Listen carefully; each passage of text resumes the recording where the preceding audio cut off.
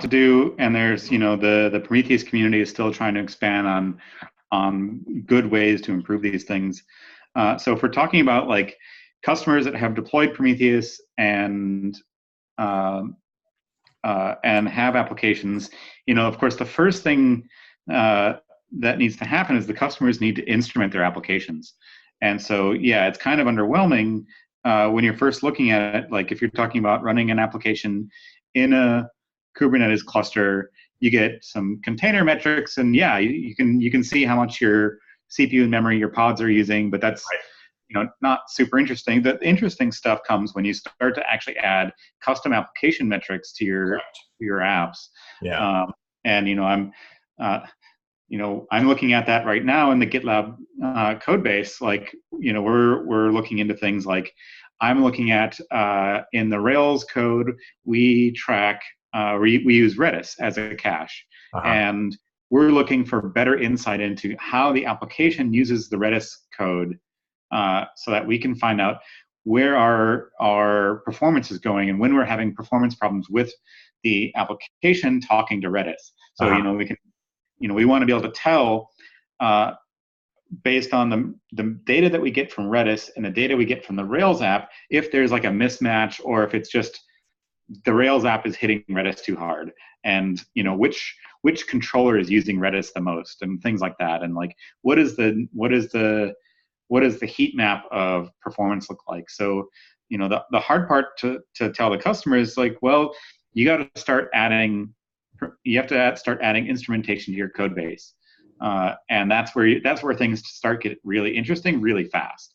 And it may seem like a lot of work to start, but once it's in there, and you can start to get the real power of having native instrumentation in your apps. Cool. So can you kind of walk me through, like, let's take your example of trying to evaluate the performance of Redis within the GitLab application. How would you go about getting that set up, and how would you achieve that in terms of maintainability as well? Like, right, so you've set that up once. Are those queries set up inside Grafana? Are they set up? Like, how is that? I'm doing that. Let me see if I can. Let me quick save what I was doing on my other screen. And let's see, add that, and we'll call this here, and we'll save this. And we'll call this the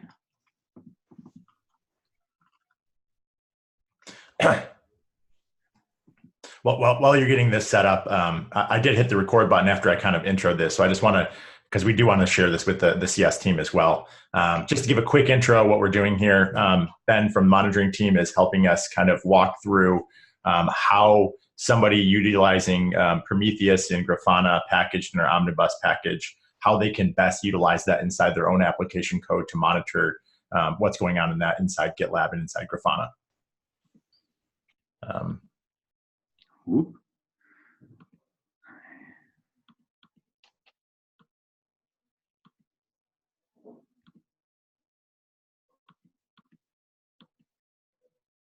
All right, so here we go. Actually, let me shrink this a little bit so it's.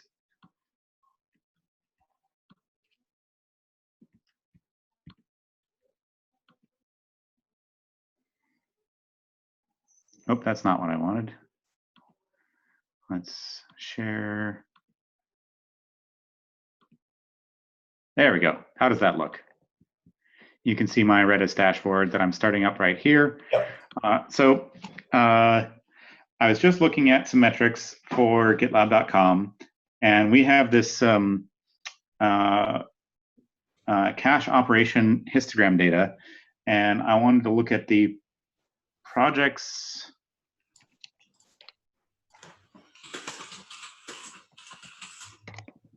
Merge request controller, content controller, and then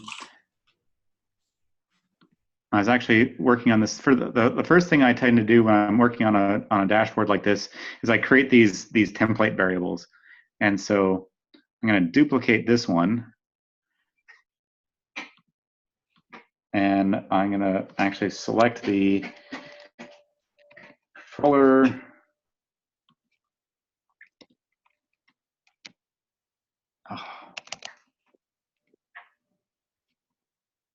Oh, can you not? Oh, that's annoying. There must be like a character limit to this field. Let's try this controller.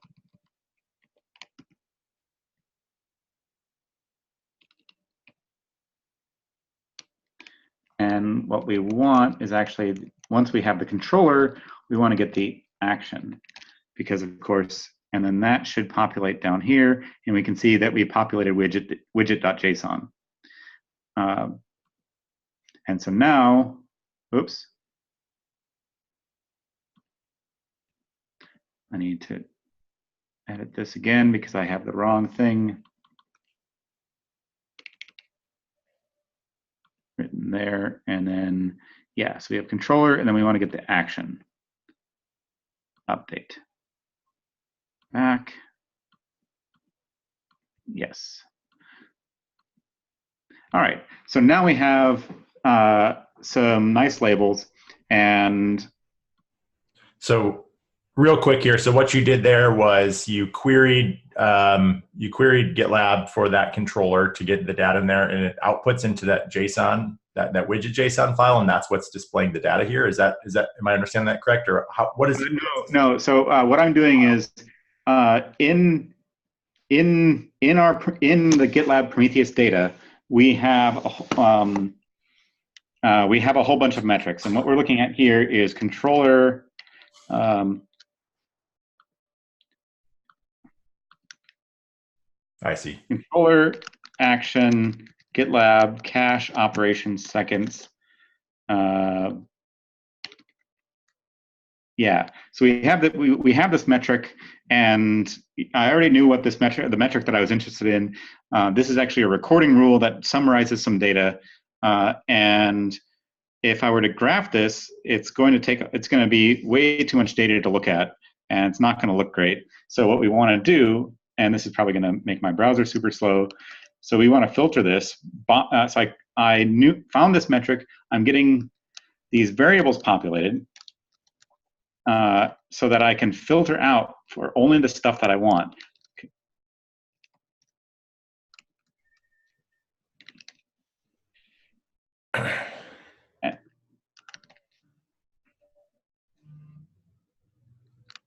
And now that should be significantly less data. And it's going to make my browser very slow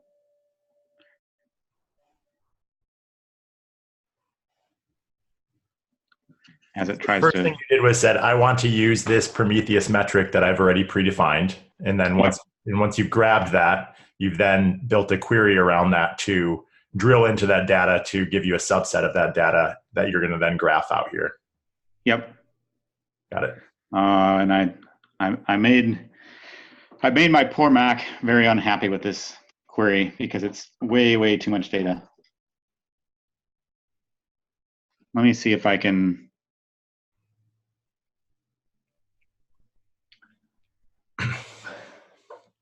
Is this querying the live GitLab.com site, or what is? Yeah, okay.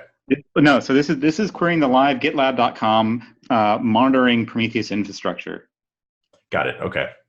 And my page is unresponsive because let me see if I can compose this on my desktop where I have more RAM than my poor little Mac.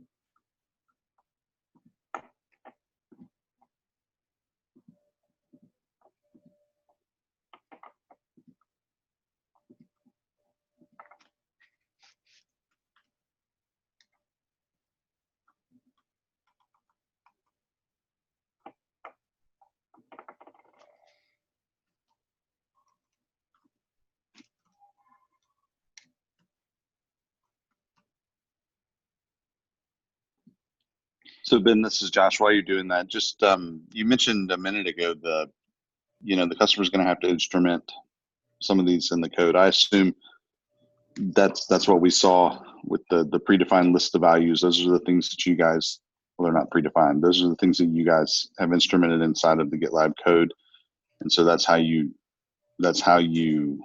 built that list of available monitors. Is that correct? Yep, exactly. So Okay. if we go and look in the GitLab CE code base and we look in lib GitLab down here somewhere, metrics, and then we have these things called subscribers. And then so every time there's a cache use in the Rails code, um, so we define this cache operation. So GitLab cache operation duration seconds is a histogram that contains timing information about cache operations. And whenever there's an actual cache operation, it calls to this observe function, which causes it to observe each of these things, and the duration is a milliseconds. And so for Prometheus, we divide that by 1,000 to make it in seconds, because Prometheus uses high accuracy float 64 data for this. All right, let's see if I can get this to. So to get started there, for someone to start using Prometheus inside their application, there's a language specific SDK or libraries that they would install as part of that. Yeah. So yeah. In the normal upstream open source Prometheus, there's a whole section on instrumenting, and there's these client libraries for pretty much all the popular software development languages out there, so that you can instrument your code. And so we have this with Prometheus. We have this idea that rather than having agents that you have to install on every machine, we were starting from the idea of containers, where it doesn't make sense to have like a monitoring agent in a container. So we came up with this idea that applications could instrument themselves with client libraries, and it makes way more sense in a Kubernetes environment than the old commercial monitoring agent style thing. Yep. This is more analogous to similar to what we're using for feature flags with the Unleash libraries as well, right? So instrumenting your code around the functions that you want to be toggled by the Unleash libraries for doing feature flags. Yeah.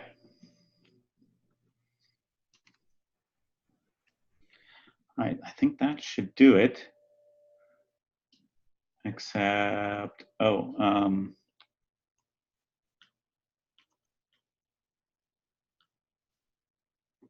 yes. Are you running a local copy on your machine? Is that why? Or I thought I saw that the dashboards were on GitLab.net. Is it you're? But when you actually do the processing of that, I have a second computer on my desk that I do that has more RAM and CPU than my MacBook. And so when all that stuff happens locally, then when you're setting that stuff up. Yeah. Okay, got it.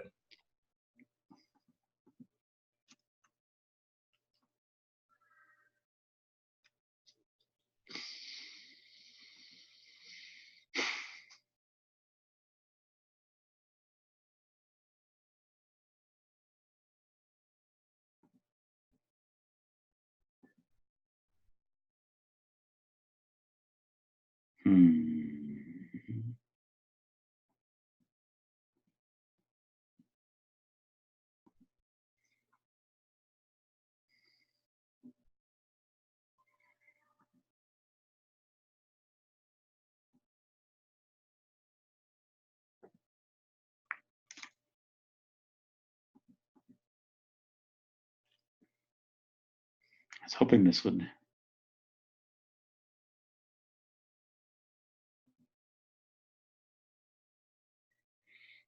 Strange.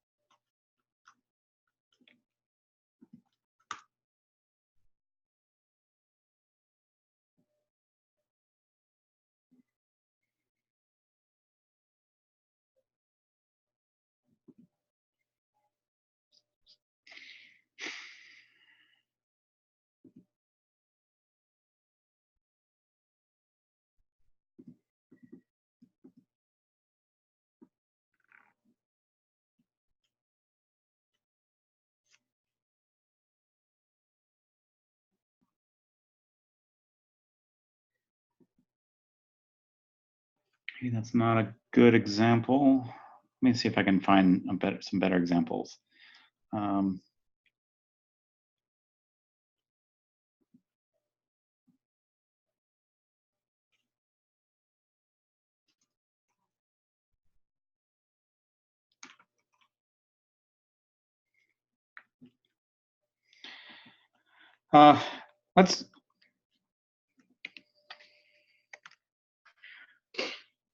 Let's see if I can find a simpler example. Is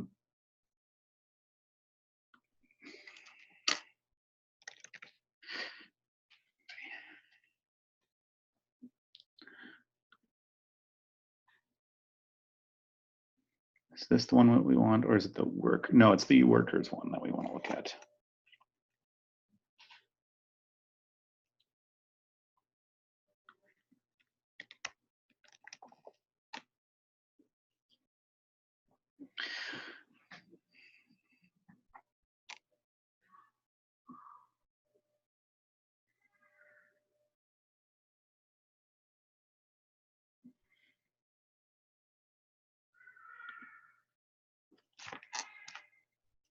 So here's some various things where we've instrumented our Rails app to tell us about, say, we have a thing. There's a thing called the unicorn killer, and basically it watches for out of memory conditions on Ruby processes and terminates them before they leak too much memory.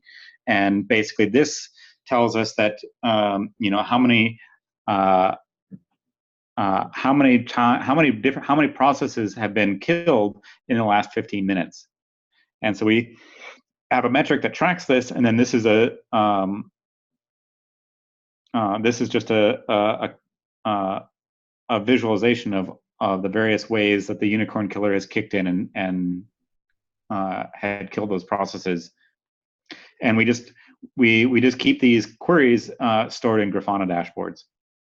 And so it's not super elegant this way, but we are working on a couple of ideas where we're going to start changing the way we do these dashboards, and we're going to start checking them in to source code and using a generator library that takes some more basic configuration language and generates the JSON and then uploads that into Grafana.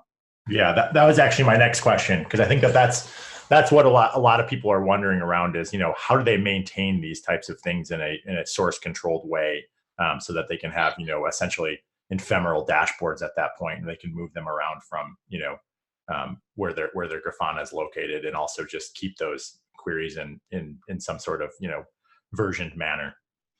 Yep. Yeah, so there's a couple of things. Like one of the ones that some of the Grafana developers are working on is actually a thing called JSONet, which is a JSON generating thing. And so there's this work being done called mixins, and this is where you can take and generate Grafana dashboards using JSON, and instead of using all these other languages, there's this language called JSONet, which is designed just for generating JSON templates, which is what the actual backend for Grafana uses. And there was, let me see if I can. There was just a recent thing at the Prometheus meetup in Berlin where some people were talking about this.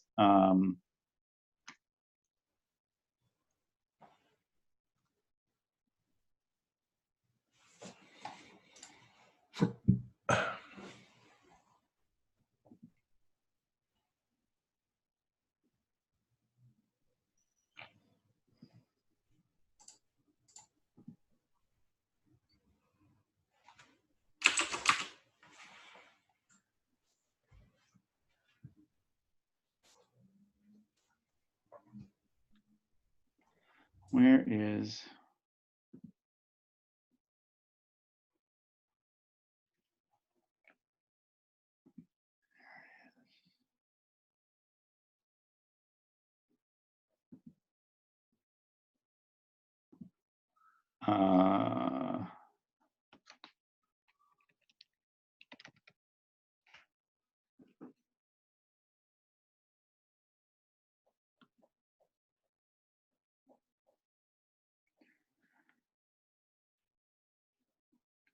where is this?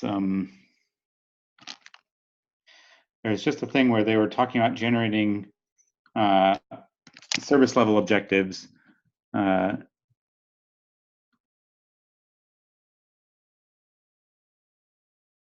using libsonnet.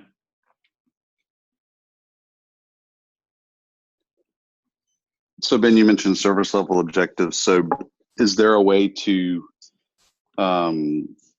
set a threshold or an SLA and maybe alert based on when that SLA is exceeded or anything like that? Yeah, I think that's kind of the next question there is, so once you get these dashboards set up with your own, Prometheus monitoring instruments, and then, build out your dashboards, what is the connection back to GitLab? How do you utilize that in GitLab, that data? Yeah, so what we're working on, what the monitor group is working on next is the ability to feed these alerts back into GitLab, so that you can do incident management and tracking of the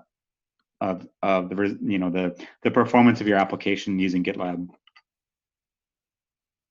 And the monitor stage people can probably talk more about that.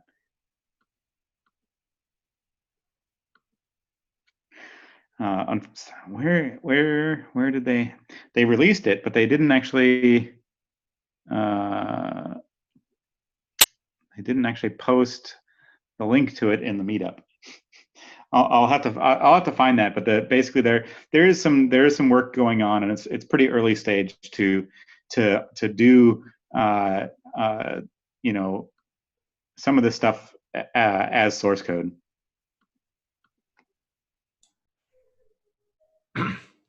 And then what in terms of like when I'm looking at like our operations dashboards inside GitLab, and I'm looking at the metrics tabs there, right, which is just showing the graph, the graphs that are just output from Grafana, or sorry, just from Prometheus and not using Grafana there. Is there any connection points between Grafana back to those dashboards or anything along those lines?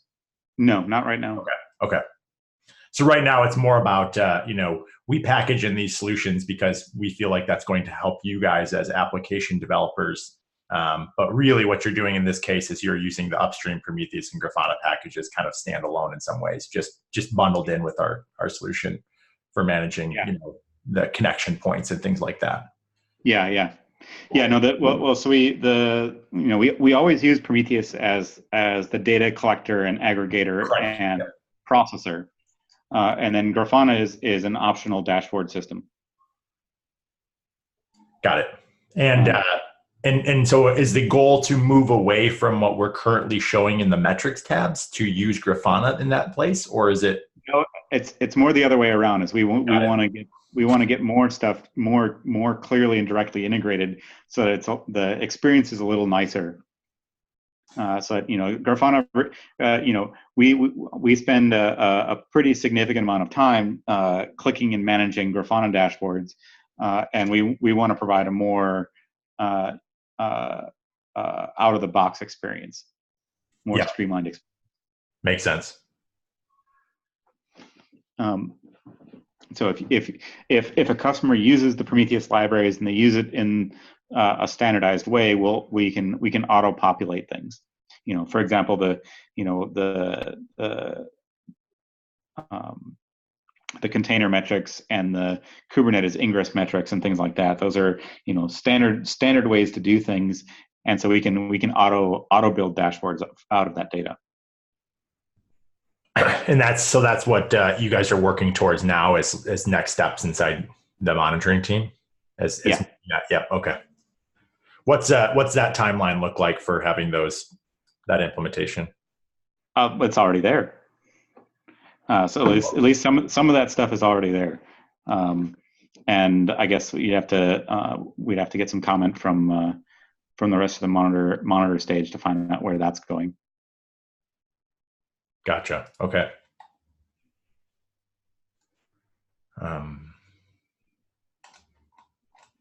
Kripa, Josh, you guys have questions specifically pertaining to your upcoming call with Lincoln? Like, does this help kind of give you some context and talking with them about that, or are there things you guys are looking for specifically for that?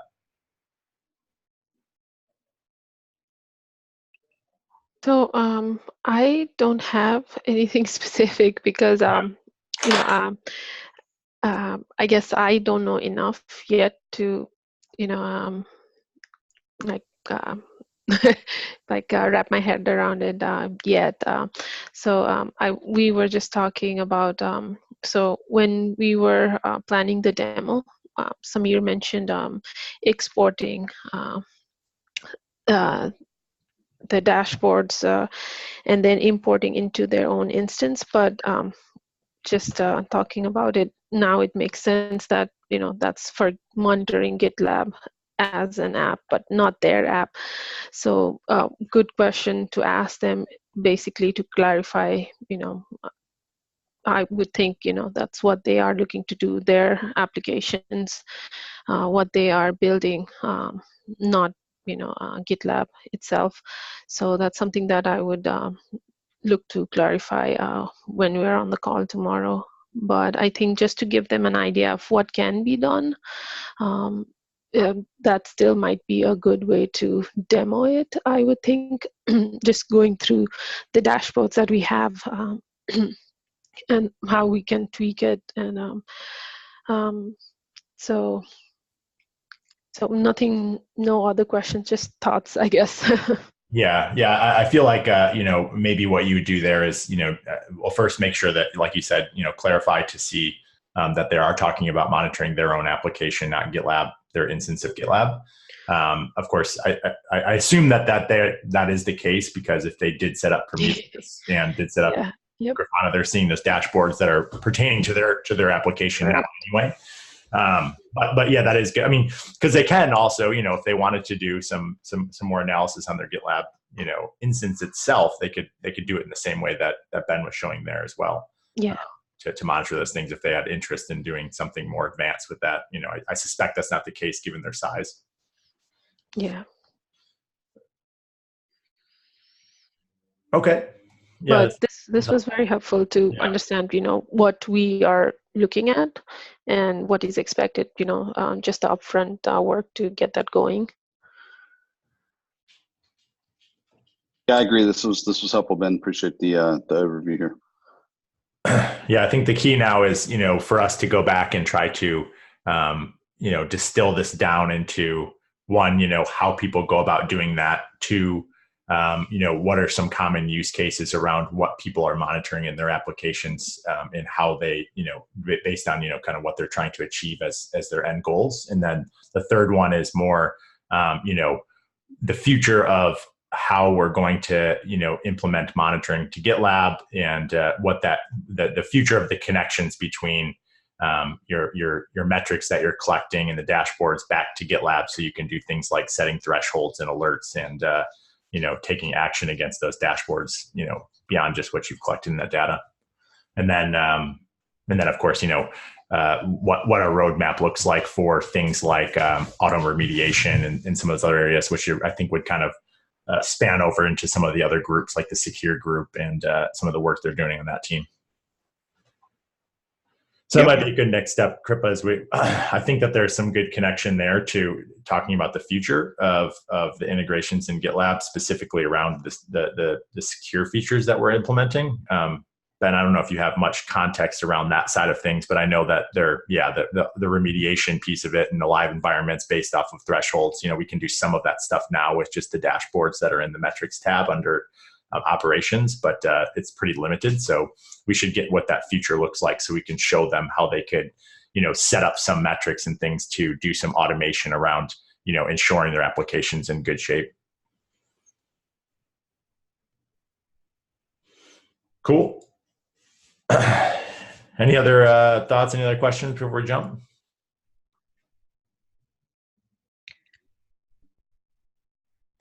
None. Cool. Sounds good. Well, thanks. Good. I Thanks. really appreciate your time, Ben. That was super helpful, and we'll huddle back at the team, and we'll come back if we have any questions and ways that we can make this story better for our customers. Yep, no problem. Thank you. Right. Thanks, guys. See you later. Bye.